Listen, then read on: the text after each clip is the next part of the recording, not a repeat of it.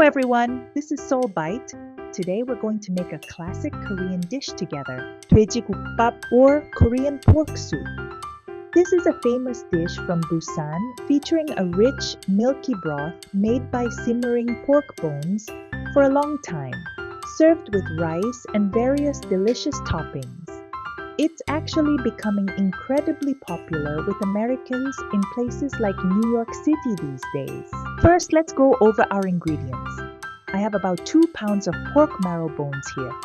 For the boiled pork topping known as Suyuk, I've prepared a little over 1 pound of pork neck.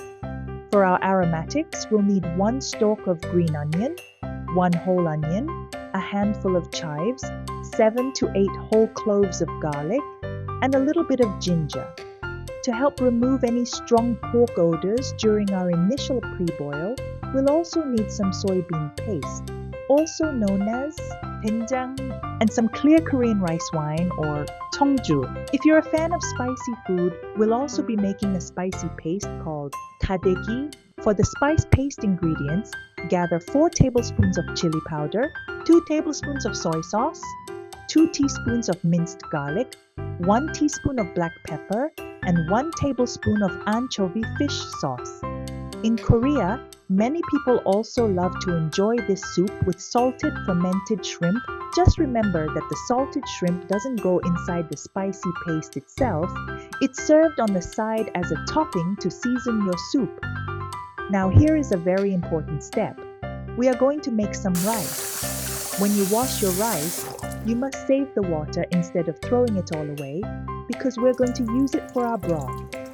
Go ahead and quickly rinse the rice for the first time and dump that water out. Do the same for the second wash and discard that water as well. However, from the third wash onward, we are going to keep that water for our soup base. Do you see this nice milky water?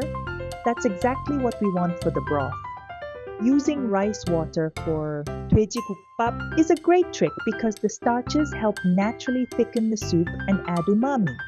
Plus, it works wonders for removing any lingering pork smells. Alright, our meat and rice water are ready to go, so let's start cooking. First, you need to wash the pork bones very thoroughly in cold water. Place the bones in a pot, fill it with water, and pre-boil them on high heat for about 10 minutes. Because pork has a much stronger smell than the beef used in short rib soup, you have to boil these longer. To help eliminate those odors during this pre-boil, add about 1/3 cup of the clear rice wine and a spoonful of soybean paste. While the bones are pre-boiling for 10 minutes to blow off that pork smell, you can go ahead and cook your rice. Once the 10 minutes are up, drain the bones.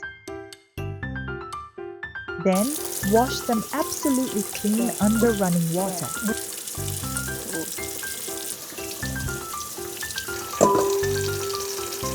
Now it's time to boil the cleaned pork bones for real.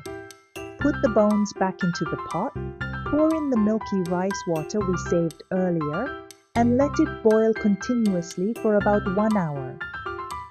After an hour, your broth will look amazing. At this point, we'll add in our vegetables, the onion, green onion, garlic, and ginger. Cut the clean pork neck in half and drop that right into the pot as well. Up until now, we've been simmering the bones on medium heat. From this point forward, turn the heat up to medium-high and let it boil for another 30 to 40 minutes. While the pork neck is cooking, let's prep the fresh vegetables that will go into the final soup bowl. Wash everything nicely, chop them up, and plate the salted shrimp we talked about earlier. Let's also actually mix up that spicy daeji paste for the spice lovers. Combine 4 tablespoons of chili powder, 2 tablespoons of soy sauce, 2 teaspoons of minced garlic, 1 teaspoon of pepper, and 1 teaspoon of anchovy fish sauce. The fish sauce is completely optional. If you prefer a cleaner, lighter taste, you can easily leave it out. As we've done before when making beef short rib soup, the secret key point is to add a ladle of our hot soup directly into the paste. Skim a ladle of the broth from a non-greasy area, pour it in and mix it all together evenly. After the meat has been boiling for about 30 minutes, it's all done. Skim off some of the excess fat from the top of the broth. Turn off the heat and remove the pork neck first. The rich pork broth looks absolutely perfect. At this stage, the bones and the boiled vegetables have done their job, so you can just scoop them out and discard them. Next, we need to slice our boiled pork. Make sure to cut against the grain of the meat.